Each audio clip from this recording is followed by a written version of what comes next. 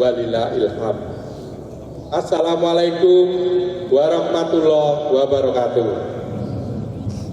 Yang saya hormati Prof. Fauzan, yang saya hormati seluruh unsur pimpinan Muhammadiyah, yang saya hormati Al-Muharram, para alim ulama, sesepuh, bini sepuh, para kiai, tokoh agama, tokoh masyarakat, saudara-saudara kaum muslimin dan muslimat, jamaah sholat id yang berbahagia. Alhamdulillahirabbil alamin. Di kesempatan yang baik ini, mari kita panjatkan puji dan syukur kehadirat Allah Subhanahu wa taala. Karena atas limpahan rahmat dan karunia-Nya, kita masih diberi kesempatan bertemu kembali untuk berkumpul bersama dalam suasana penuh hikmat dan bahagia merayakan Idul Fitri 1 Syawal 1445 Hijriah tahun 2024. Sholawat serta salam tetap tercurahkan kepada junjungan kita Nabi Agung Muhammad Shallallahu Alaihi Wasallam, keluarga dan seluruh pengikutnya hingga akhir zaman. Hari ini kita bersatu sebagai umat Islam, merayakan hari kemenangan, menggapai kesucian setelah sebulan lamanya menjalankan kewajiban ibadah puasa dan amaliyah lainnya. Kita memuji kebesaran Allah dengan mengagungkan asma-Nya, mengemakan takbir, tahmid, dan tahlil. Meskipun terdapat perbedaan penetapan, insya Allah tidak akan mengurangi esensi ibadah kita kepada Allah Subhanahu wa taala. Malah semakin menguatkan toleransi umat Islam bahwa perbedaan adalah hal yang biasa, bahkan menjadi rahmat.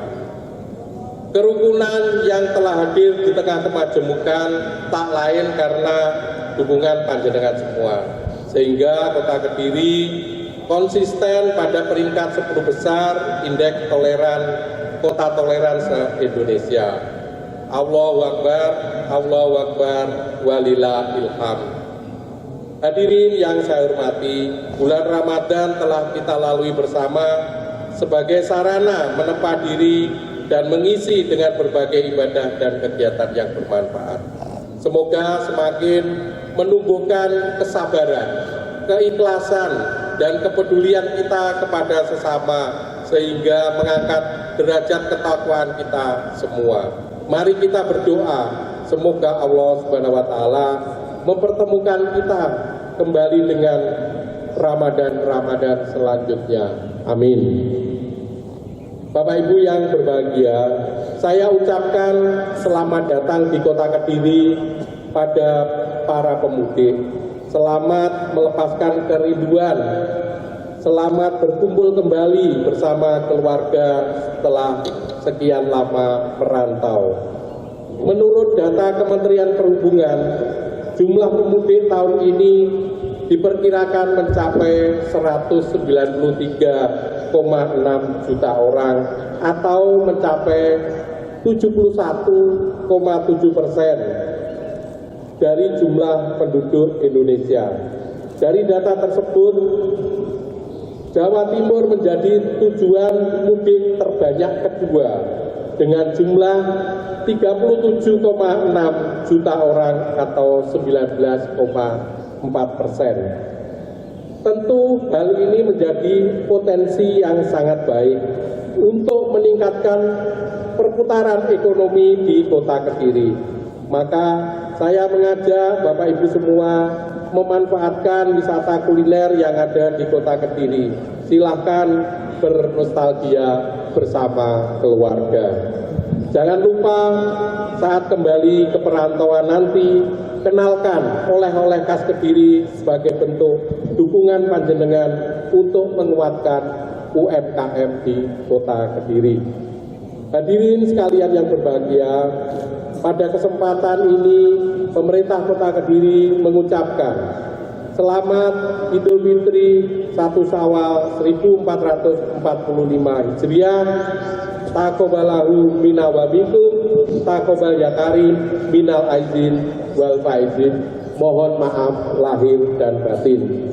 Semoga Allah Subhanahu wa taala menerima seluruh amal ibadah puasa dan amal ibadah-ibadah lainnya di bulan Ramadan ini, serta senantiasa melimpahkan rahmat dan ridhonya kepada kita semua. Demikian yang bisa saya sampaikan, kurang lebihnya saya mohon maaf. Wassalamualaikum warahmatullahi wabarakatuh. Assalamualaikum warahmatullahi wabarakatuh. Allahu Akbar, Allahu Akbar, Allahu Akbar walillahil hamd. Allahu Akbar kabira wa subhanallah bukratan wa asila. La ilaha illallah wahdahu la syarika lah. La ilaha illallah wa la na'budu illa iyyah mukhlishina lahuddin walau karihal musyrikun. La ilaha illallah wahdah sadaqa wa'dah wa nasara 'abdah wa 'azza jundahu wa hazamal ahzaba wahdah. La ilaha illallah wallahu akbar. Allahu akbar walillahil hamd. Innal hamdalillah nahmaduhu wa nasta'inu wa nastaghfiruh wa na'udzu billahi min shururi anfusina wa min sayyiati a'malina. May yahdihillahu fala mudilla lahu wa may yudlil falan tajida lahu waliyyan mursyida. Asyhadu an la ilaha illallah wahdahu la syarika lah wa asyhadu anna Muhammadan abduhu wa rasuluh al-mab'utsu bil huda wa dinil haq liyudhhirahu 'ala ad-dini kullihi walau karihal musyrikun. Allahumma shalli wa sallim wa barik ala nabiyyika wa rasulika Muhammad wa ala alihi wa ashabihi ajma'in. Amma ba'du fa ya ibadallah, usikum wa nafsi bi taqwallah faqad fazal muttaqun. Qala Allah ta'ala fi kitabil karim, a'udzu billahi minasy syaithanir rajim. Bismillahirrahmanirrahim. Ya ayyuhalladzina amanu kunu qawwamina lillah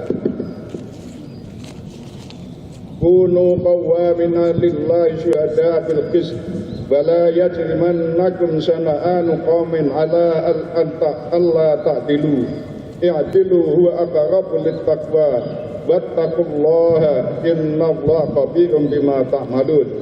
Wa qala aidan wa kana fil madinati tis'atu rahtin yufsiduna fil ardi wa la yuslihun. Allahu akbar, Allahu akbar. Hadirin hadirat sidang salat Idul Fitri rahimakumullah. Segala puji hanya milik Allah, Tuhan yang Maha Pengasih dan Maha Penyayang. Betapa besar rasa syukur kita dan bahagia kita pada hari ini, karena kita telah berhasil menyelesaikan kewajiban puasa bulan Ramadan dengan selamat dalam keadaan sehat walafiat, penuh kedamaian. Bulan Ramadan telah banyak memberikan pelajaran pada kita sebagai bekal untuk menghadapi kehidupan kita yang masih panjang ke depan.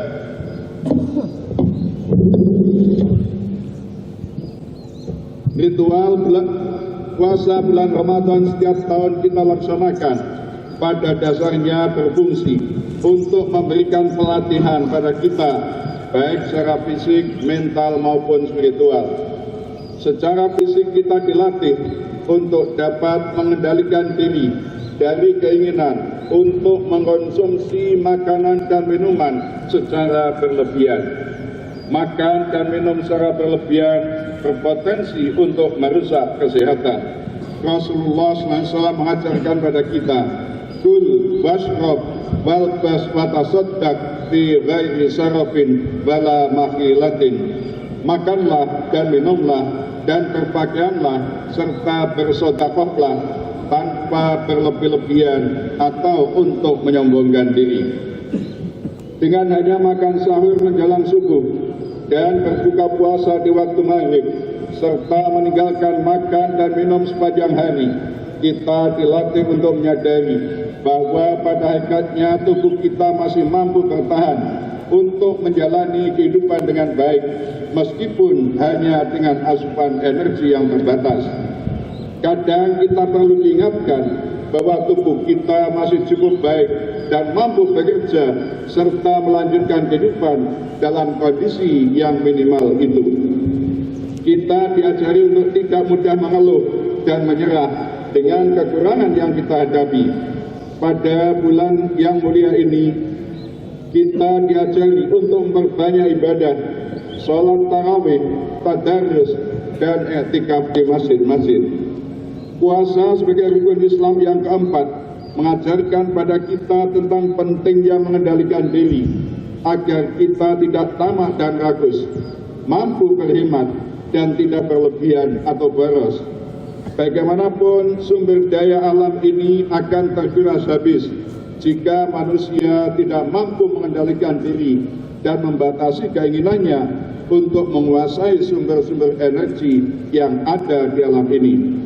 Karena itulah Allah yang Maha Pengasih dan Penyayang memberikan pelajaran pada kita melalui syariat puasa agar manusia mampu menjaga diri dari semua sifat-sifat rakus dan tamak, sekaligus menjaga kelestarian sumber daya alam tempat kita menjalani kehidupan.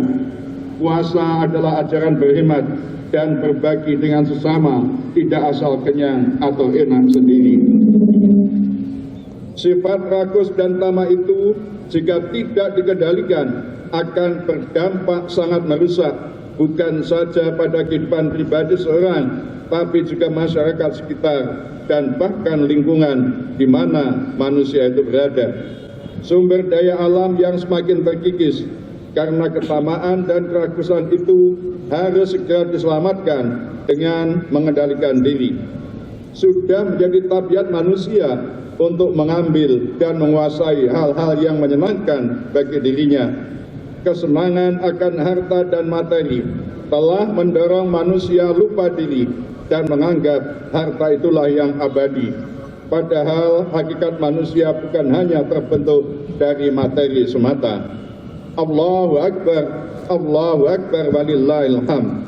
Allah mengajarkan pada kita tentang karakter buruk manusia yang suka menumpuk harta dan berbangga dengan kekayaan.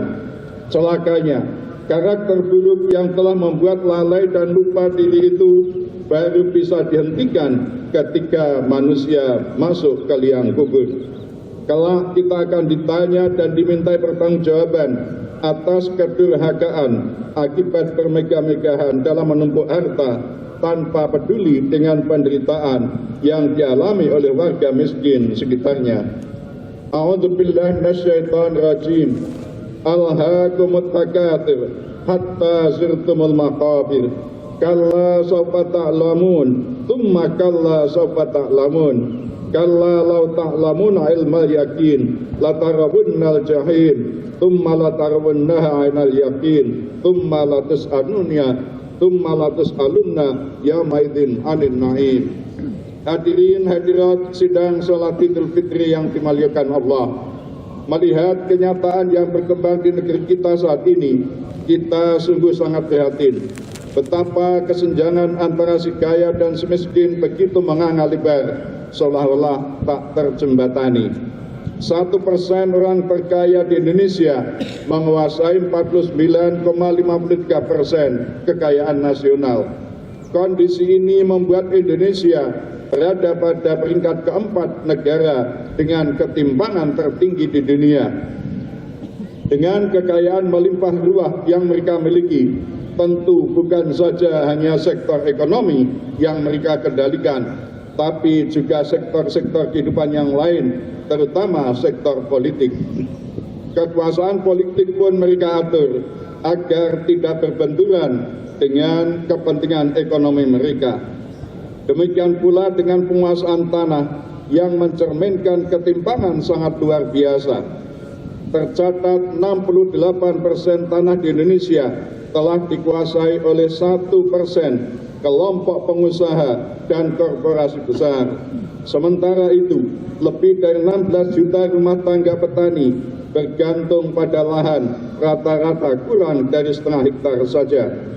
Ketimpangan ini lebih lanjut berdampak pada sektor pendidikan dan kesehatan, yang kemudian juga berdampak pada rendahnya kualitas sumber daya insani kita.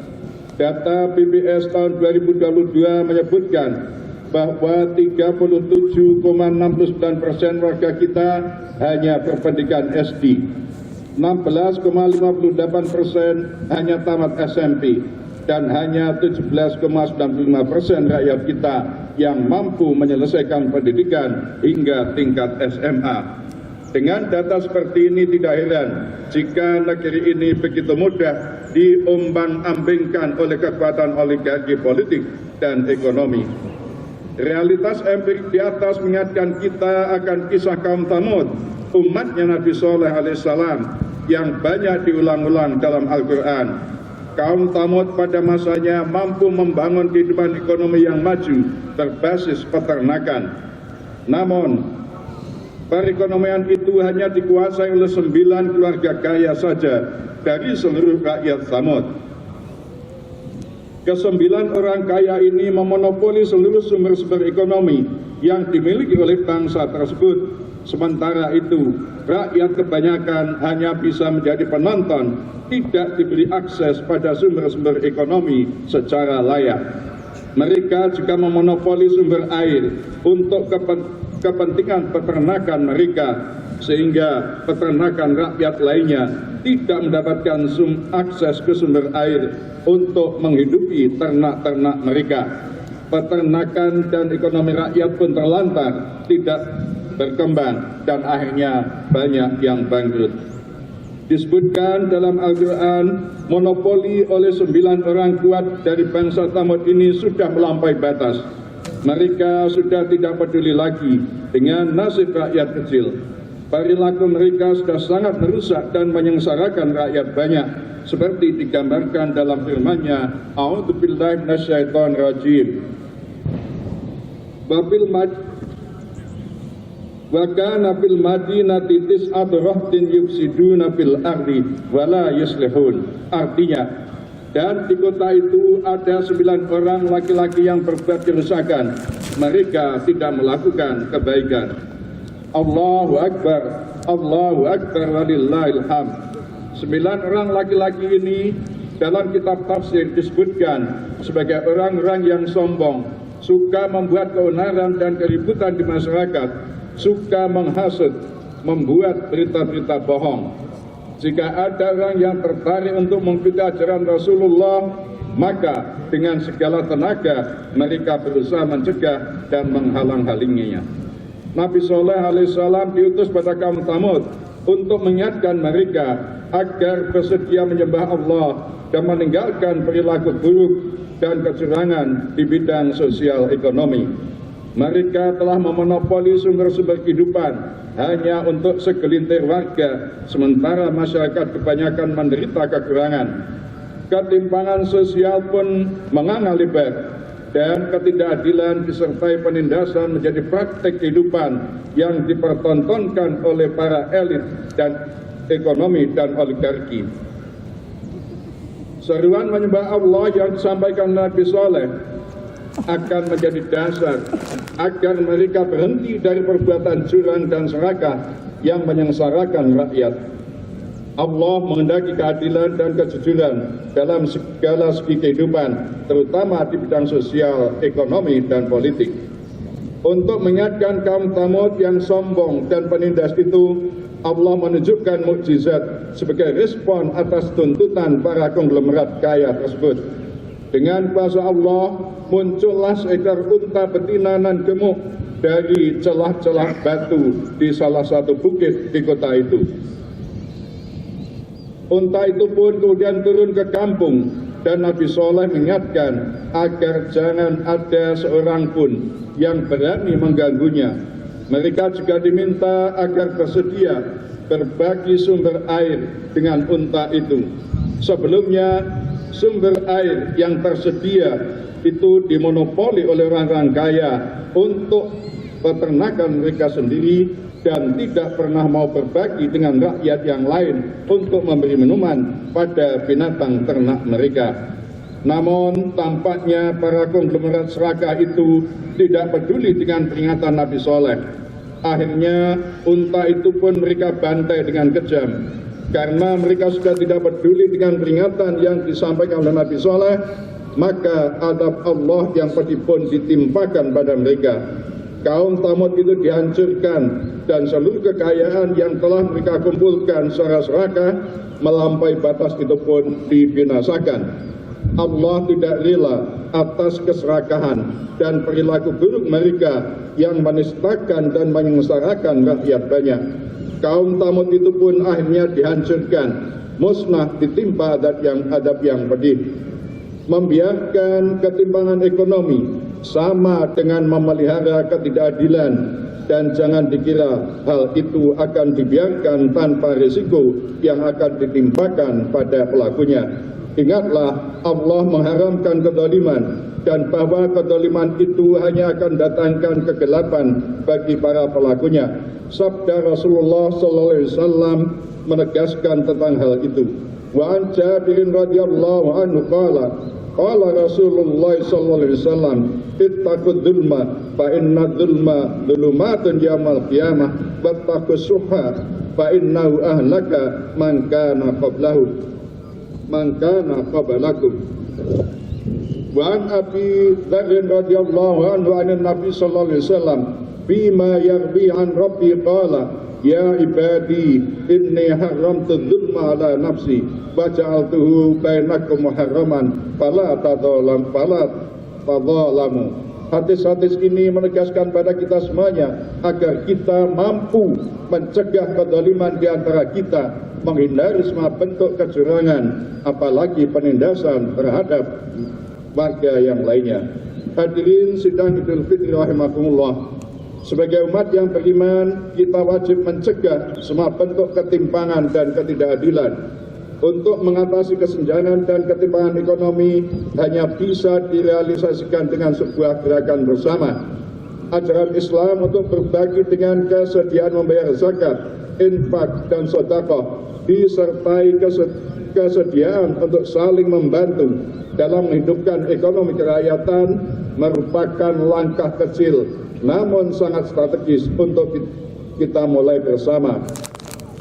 Gerakan ekonomi kerakyatan ini bisa menjadi modal utama untuk mengatasi kesenjangan. Memang ini baru bisa efektif dalam skala kecil.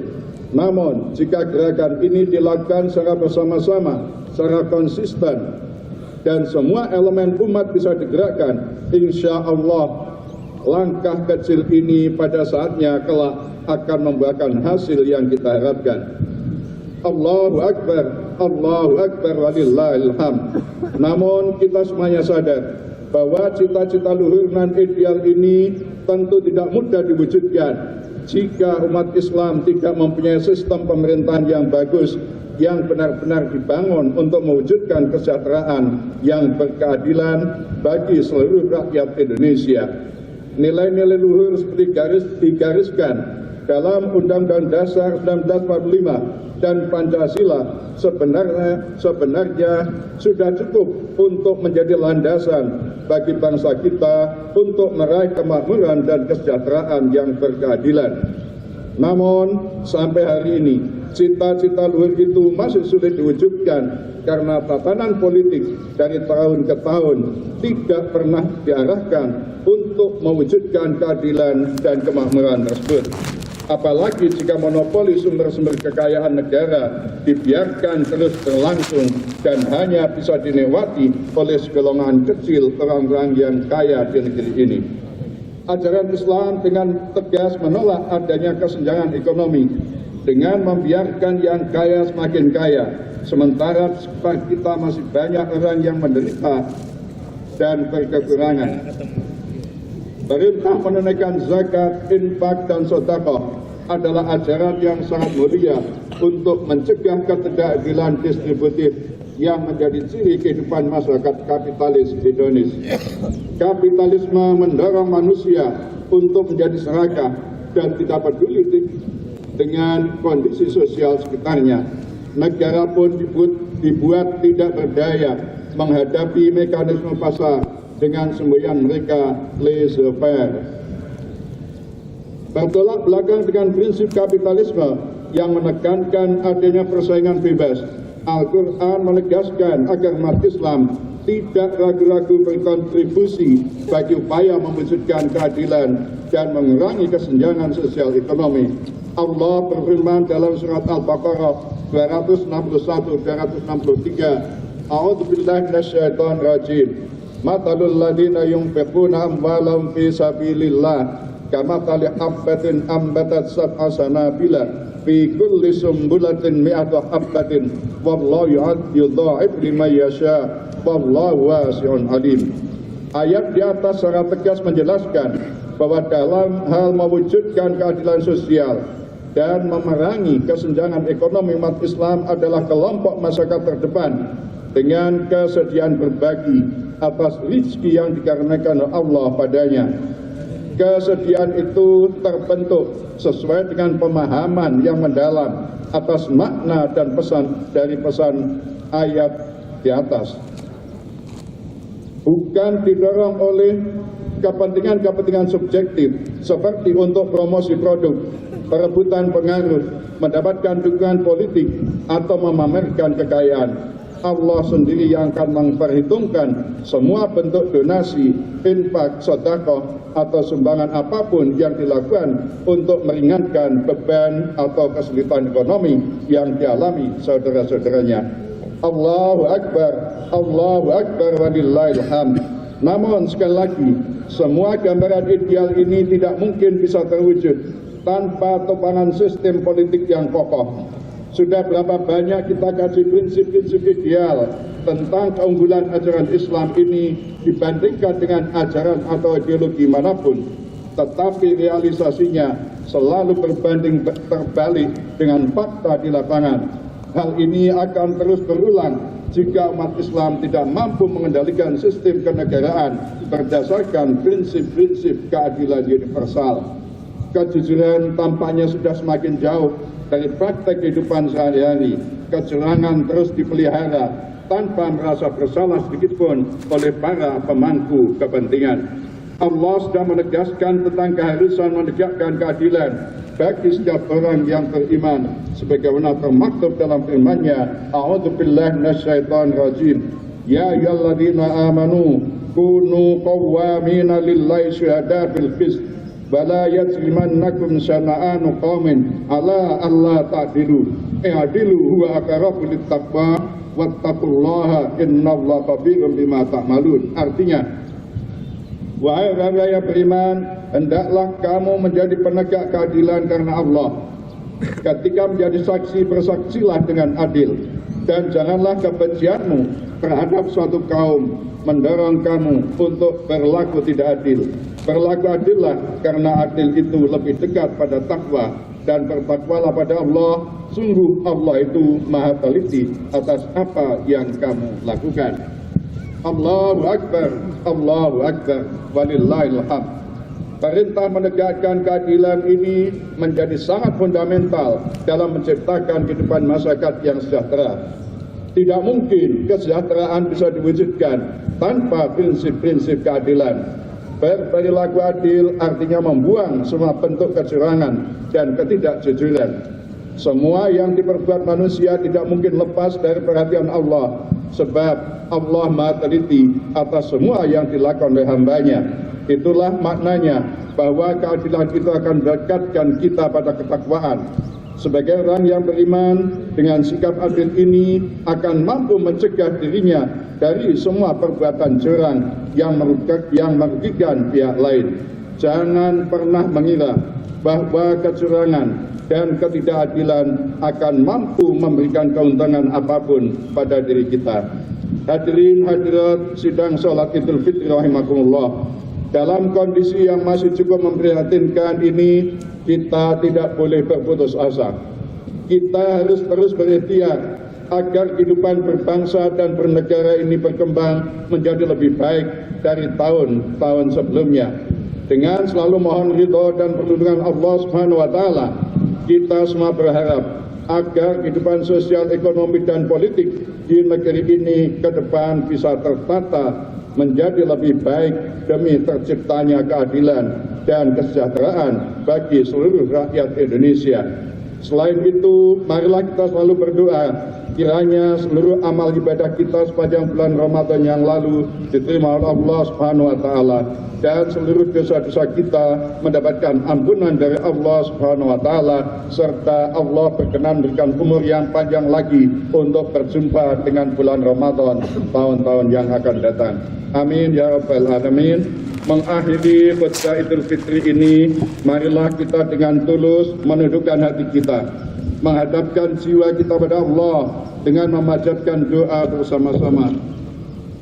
Allahumma salli wa sallim ala Muhammad wa ala ali Muhammad kama sallaita ala Ibrahim wa ala ali Ibrahim wa barik ala Muhammad wa ala ali Muhammad kama barakta ala Ibrahim wa ala ali Ibrahim fil alamin innaka Hamidum Majid. Allahumma ighfir lil muslimin wal muslimat wal mu'minin wal mu'minat al ahya minhum wal amwat innaka sami'un qaribun mujibud da'wat ya qadiyal hajat.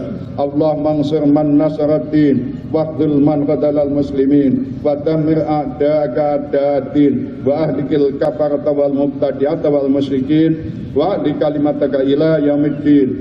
Allahumma ij'al baldatana Indonesia aminatan mutmainnah wa jami'a biladil muslimina bi rahmatika ya arhamar rahimin. Rabbana ighfir lana wal ikhwanina alladhina sabaquna bil iman wa la taj'al fi qulubina ghillan lil ladzina amanu. Rabbana innaka ra'ufur rahim. Rabbana la tu'akhidna in nasina wa akhtana. Rabbana wa la tahmil alaina isran kama hamaltahu 'alal ladzina min qablina. Rabbana wa la tuhammilna ma la taqata lana bih. Wa'fu 'anna waghfir lana warhamna anta maulana fansurna 'alal qaumil kafirin. Rabbana innana sami'na munadiyan yunadi lil iman an aminu bi rabbikum fa amanna. Rabbana faghfir lana dzunubana wa kaffir 'anna sayyi'atina wa tawaffana ma'al abrar.